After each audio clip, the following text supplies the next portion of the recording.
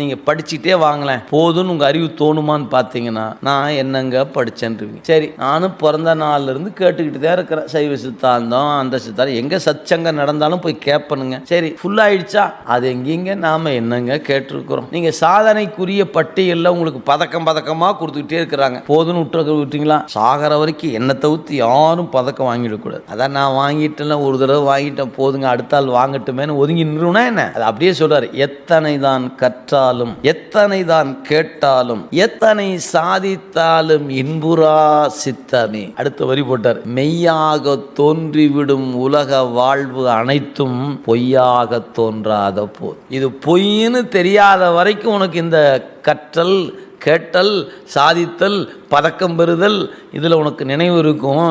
இது பொய்ன்னு தெரிஞ்சிச்சுன்னா அடப்பா உங்கள் பதக்கத்தை நீங்களே வச்சுங்கப்பா, நமக்கெல்லாம் வேண்டாமப்பா, ஏன் எனக்கு இறைவன் போதும்.